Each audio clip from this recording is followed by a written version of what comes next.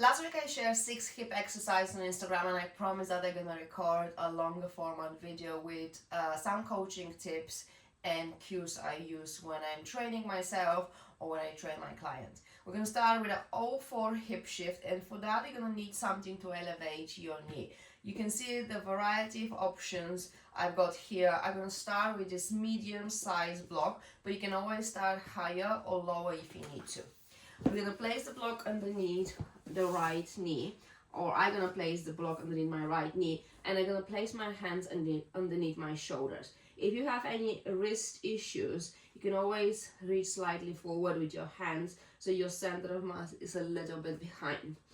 What we often see or we do when we hip shift is when we elevate one knee, we either have our knees offset, so we want to make sure that our knees are in line, and we also often see that, we are often pushing our center of mass away from the leg, or we are hiking the hip. So we want to make sure that we're on top of the block. We want to make sure that the hip is not hiked, meaning that we want to have a lot of space between the pelvis and the rib cage. And we want to make sure that we maintain our center of mass on top of that side. So there are a few ways how you can do it. You can think about pulling your weight on top of that hand, but also you can think about using the opposite hand to push you in that direction if you need to. And then once you find a load on top of that side, you want to maybe shift your pelvis, like trying to hike and unhike, and also you can slightly tuck and untuck to find a position that feels like neutral. It's not much of a tension happening in your body, and you feel like you are centered. Of course, there will be a little bit more load here. Okay, so once we find the right position, we want to keep that side nice and long. You can always offset your hands as well, and then from there you can always tuck your toes. So the next thing is going to be to think about, we want to stay on top of that knee all the time and slowly lift the opposite knee up. When we do that, we don't want to kind of shift, twist the spine or the pelvis. So we want to slowly pressurize the knee on top of the block. We can also look forward so we're not really crunched down. And then when we're slowly lowering the way down, can you imagine you kind of sliding your opposite leg on a ball? So there's a ball or formula between your legs, and you're just sliding your inner thigh up and down. So when you do that, you want to make sure you're on the top of the leg as much as you need, so you can create a space on the back of your pelvis.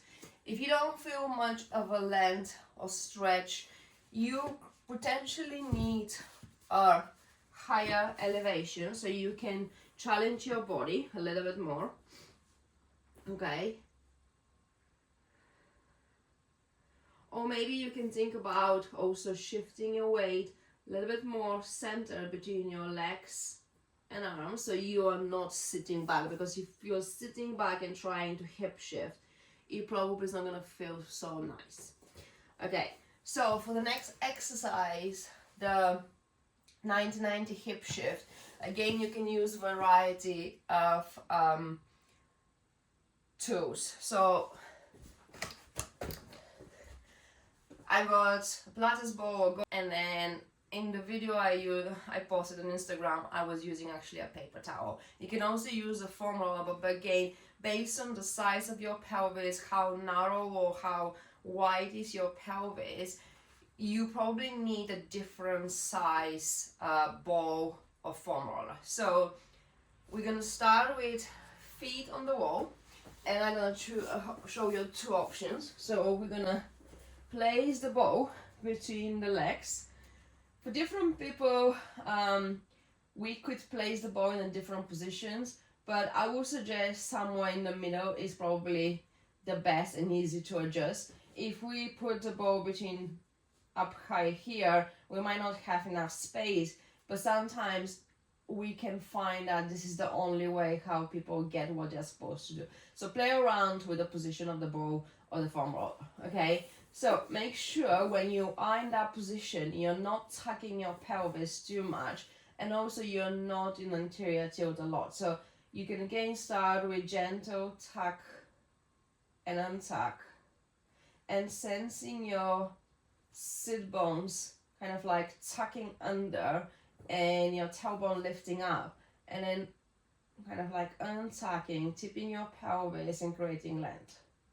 So we want to find a position where we feel again we have nice long spine, and if you need to adjust the position of how far you're from the wall, you can.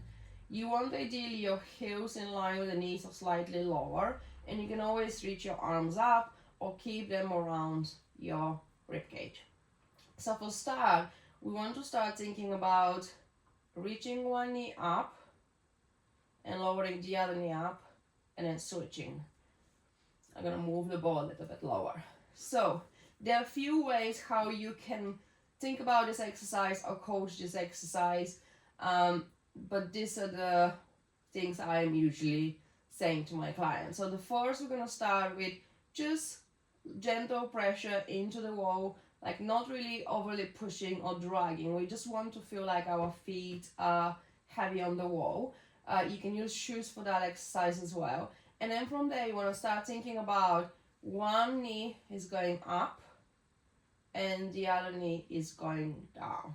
So let's start first with thinking about our knees, okay? Step 2 is when one knee is lifting up, that part of the hip is offloaded and kind of slightly lifting up, and then the other side of the hip should come down. So the movement is up and down, it's not side to side, because you're gonna see often this motion, okay? So we are not looking for this, but we are looking for up and down.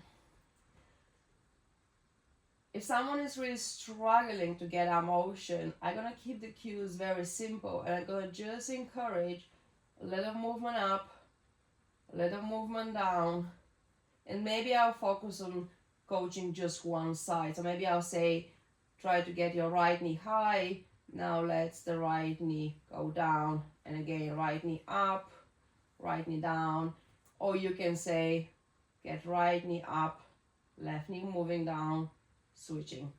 Sometimes arms reaching up helps, okay? Because if we kept the arms here, we could potentially push an arch through the lumbar spine. We also want to avoid a lot of swaying side to side. So another cue I use is to tell people to pretend that they have a wall on each side, so they don't feel that their pelvis is pushing into that wall, but it's actually going down behind them, okay? So I'm gonna show you this from this view, and I don't have enough space to put my feet properly, but just you can imagine that they are again on the wall, okay? And then again, so we are not looking for that motion. And to be honest, some people are gonna benefit even from like swaying their knee side to side like that a little bit. That still can be beneficial, but with the hip shift, we want to feel like one hip is shifting back. There's a rotation happening in our leg bones and pelvic bones, and we are sensing heaviness underneath the hip we're shifting towards. So we want to feel like we're creating space.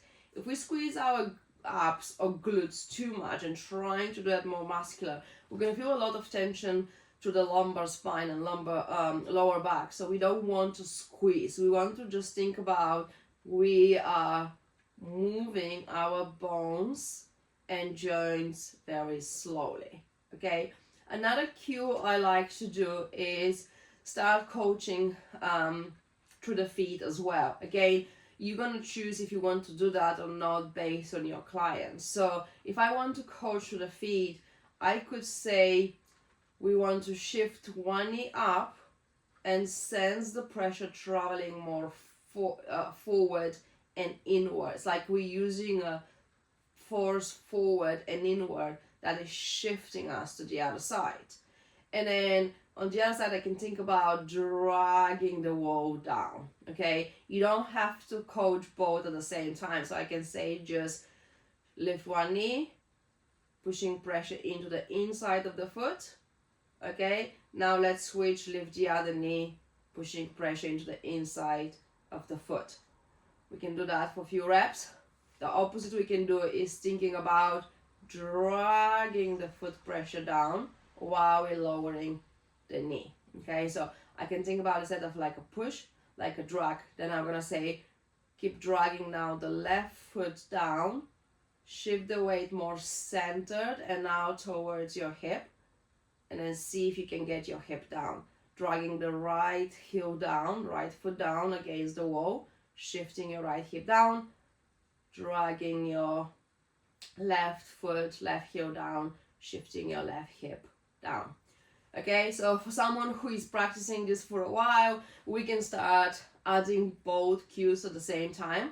So when I'm shifting my right hip down, my right foot is dragging the wall and my left foot is pushing the wall. So I've got push to the right, dragging to the left, push to the left, dragging to the right. Okay, so now I can use both coaching cues and think about dragging on one side and a little bit pushing, and then dragging on the other side and a little bit pushing. Quite often this exercise feels challenging, it's not comfortable for the lower back, so that's why I also like to use the sideline position. So for the sideline position, I'm actually gonna show you using the, I don't want to stay, using the paper towel. So what you can do, you can set up close to a wall, but we can also start just in the middle of our mat, and we can also actually start without using anything. So what we want to do is put our knees on top of each other, have our hips on top of each other, make sure we are not really hiking that hip, so we're not fully resting with that bottom side. We want to create a small hole underneath our waist here. So we think about maybe having enough space to slide golf ball or something small underneath our body, so we can keep that hip more neutral. And you can always place something underneath your head if you need to. Okay, so what I'm gonna think about is right now I feel that I already have a little bit of stretch on that hip because I'm not resting, and then from there I can think about just sliding that knee just enough so I don't feel like my lower back is pulled too much, and then I'm just sliding it back, moving forward and then moving back. And I'm just focusing on thinking about my thigh bone is moving forward towards like the direction, like the knees moving forward on top and in front of the bottom knee. And then I want to bring that thigh bone back so I can feel a stretch or length through the glutes. Okay, so it's very important to move slowly and just sense that. Nice relaxed breathing here.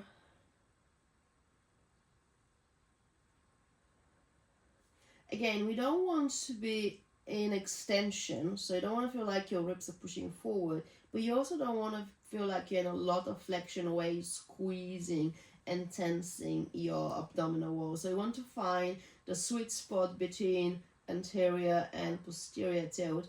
And for everyone, we might need to make small adjustments. If we're using a ball or foam roller or paper towel between the legs, you can also place the feet against the wall. So we want in this case to be quite close to the wall. So quite often people set up further away. So you want to be fairly close to the wall. You're gonna place a paper towel on top of the, between the legs. And then from there, you can always place your top foot slightly forward to create that length through the hips if you need.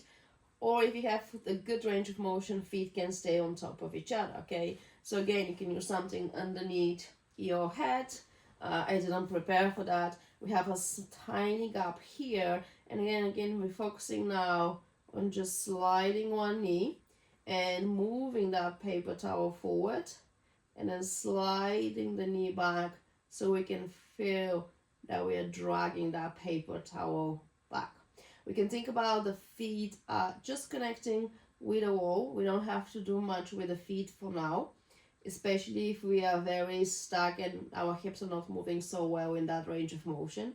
But once we feel a little bit more comfortable, we can think about bottom foot is kind of pressing the wall a little bit, not pushing to feel like you're pushing away from the wall. And then the top foot is dragging the wall back when we bring in the knee back.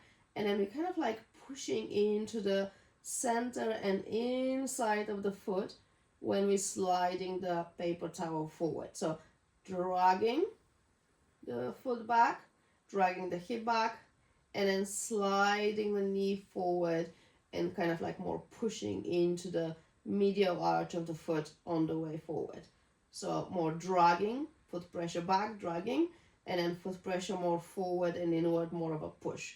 Drag and push. The next exercise I recently started using quite a lot with my clients is the pelvis hike and drop. So in the Instagram video, I was using the stairs in my brother's house, but I live in an apartment, so I'm gonna show you this exercise using blocks. So again, you can use a different size of blocks, or you can use few blocks on top of each other. So what we can do is place the blocks close to a wall, so if you need that support you can use it, and then you can just shift your weight on top of that leg, so you can feel already that there is some length happening through the glutes here, and you feel actually that leg is loaded. You can see my knees bent, my ankle is flexed, my hip is flexed, and my pelvis is shifted and slightly hiked here, okay? So if you find that the height of the blocks is too much or too little, you can adjust. So I'm going to switch and just use one block. And what you want to do is think about pressurizing the foot and kind of like extending the knee, extending the hip, dropping the pelvis down and hiking the other side a little bit. But I want you to focus on that side, okay? So we want to focus on hiking and dropping the working leg and working pelvis, or working side of the pelvis, not the opposite, okay? Of course you can focus on both, but don't forget the working side.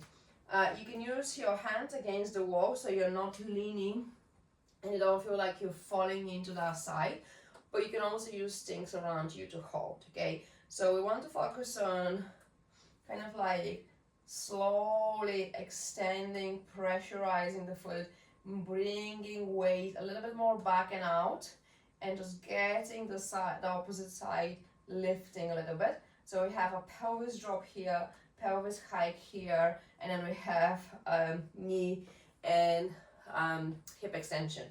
This block is a little bit wobbly, so I'm struggling to keep balance while I'm talking. So again, we're pressurizing the foot, we're hiking, and then we slowly want to load that foot and load that leg to relax the other foot on the ground. So I'm focusing on the right side, dropping my pelvis, hiking the opposite side, and then slowly reaching.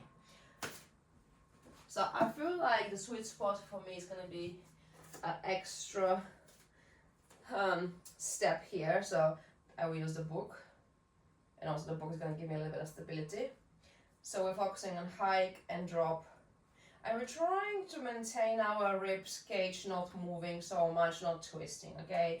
I know that I've sent another video coaching that exercise, so I'm not going to spend much time coaching here, but I just want to feel like you kind of like pressurizing the foot, you bending the knee, extending the knee, you moving your hip in abduction, adduction, and a little bit more abduction, some more weight shifting into the outside of the leg. And then you also can think about recreating a hip flexion and hip extension, or a hip lock if we really move to the end ranges of motion. So next exercise again was where I was using the lower step in my brother's house, but again here I'm gonna just use the yoga blocks and the same setup. So this is, if this is too high, you can always go a little bit low. To be honest, this exercise can be done on the ground, but I like to have the idea of maybe having that side of my pelvis a little bit drop. So this time how we're going to start is, instead of starting in knee flexion, hip flexion and ankle flexion, we actually want to start in a position where our hip is extended, knees extended, ankle is in a bit more extended position of plantar flexion, and we want to feel like this leg is kind of hanging. So in a way you're gonna feel there is a more load happening to the outside of your leg and foot already. We don't want to be rolling the foot to the outside, but we want to feel like we're in a bit more extension, and that's also gonna give you that pelvic drop on that side, okay? So here what you wanna think about is start lifting your opposite leg away, but I also want you to think about, it's almost like you want to bring both legs at the same time away. Yes, one foot is on the ground, but I want you to imagine that we literally want to move both legs away from each other and really find the muscles on the outside of the leg working. So you're gonna start reaching, keep reaching, keep reaching, keep reaching, keep reaching, and you could start side bending to that side, but I don't want you to do something like that, side bend and then reach, okay? So it's more of a reach, reach, reach, stay heavy on the outside of the leg. Imagine you want to create space between both legs, and then you're gonna go down and kind of hang, just hanging that leg a little bit, okay? So going down, down, down, down, down, sorry, up, up, up, up, up, and then down, but that foot stays on top of the book, so we can actually keep the hike on that side and drop on that. So you're really gonna feel your hip and outside of the leg working, and more weight is happening to the outside of the foot, okay? So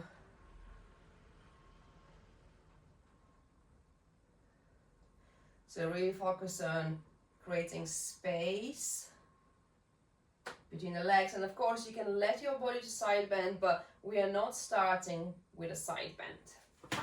And then for the last exercise, you need to use a chair or bench if you train in the gym, and if you're at home, probably you need to elevate your chair a little bit, so when you sit you actually have a little bit less hip flexion. So this is quite a deep hip flexion, so I want you to start in a position where you elevating your hips a little bit, so your hips are just above your knees, so we're not really flexing the hips so much in that position. So if you see, I place the chair this way, so I've got actually space and I don't have the chair underneath my legs, okay? So if you're on the bench, you can sit on the edge of the bench, but in general the bench is a little bit more narrow. So here what we want to do is maybe play around with tuck and tucking the pelvis, dropping the chest, and then kind of rocking our sit bones forward and lifting the chest. And we want to find the position, or maybe shifting our weight back and forward. So you find your sit bones. You can also kind of like pull the tissues out a little bit. So pull your muscles and tissues out. You can create a little bit of space, and you sense your sit bones. You can even spend a few seconds or maybe a couple of minutes just breathing here and allowing your sit bones to relax. Okay, so the next step is going to be to maybe get a little bit wider stance, and I want you to think about, we're going to start moving, creating space on the back of our hips. So think about if you have pockets and these pockets are slightly tucked under, now we want to start showing our pockets, okay? So, or we want to start thinking about our pelvis is kind of like rolling forward, and we want to start showing more of our glutes, okay? I'm focusing on moving here, and the more I move here forward, I want to feel like there is more weight forward into my legs maybe and my sit bones. Okay, you can take a breath if you want. Looking forward and trying to keep your spine super long. Okay, from there we're gonna start thinking about kind of like moving our pelvis underneath us and creating space on the front of the hips. Okay, but again, not tucking and collapsing. So we're going forward. We want to feel like our pelvis is tipping forward. That's what is moving us forward. Creating some space here. Looking forward, keeping that spine nice and long. And then moving through the pelvis. Okay, so you don't want to feel like you pulling yourself with your head or with your chest, because you can see that my back probably looks different right now. Okay, and we don't want to feel like we are just kind of like reaching down. Again, that's not wrong, that's just a different exercise. Okay, that's going to be more when we want to work on spinal flexion. If you find that there's too much tension on the front of your hips, you can elevate yourself a little bit more. Play around with things you can use at home. Okay, and you can also play around with the position of your feet, so they can be slightly wider. For this exercise, we can also slightly open the feet out or maybe bring them in. Just see how you're gonna feel. Okay, and then once we do a few reps where we are happy that we actually feel some movement in our pelvis and hips. Okay, so when I'm going forward, I think about this part of my pelvis is start lifting up. Sit bones will start lifting off the ground or off the chair. I can start thinking about shifting some weight towards my feet and maybe trying to lift my hips off the chair. Okay, and I can slowly lower down and think about using my feet, pressurizing the ground, and now I'm trying to move my pelvis underneath my chest and head so I can lift up. Okay, if you want a little bit more work, you can bring the feet closer to you, but again, focus on pelvis and hips moving first, creating space here.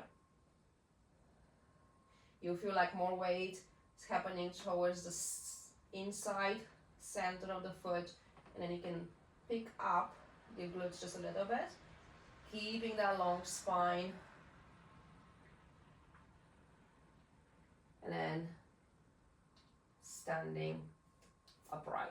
Okay, if that's too much for you, you can work just on that motion. Again, we don't want to lean through the head or with the chest, so maybe we can place our hands like that and really pull down. So we have an open chest, but also pulling the arms down can create a little bit of tension through the sides of our abs, and you can feel like we want to keep our ribs down. So we can pull. Again, I'm focusing on my hips, and the lower I go, the more I pull, so I can keep my ribs slightly back and then up. Hope this video helps, and if you have any questions, please reach out and ask. Thank you for watching.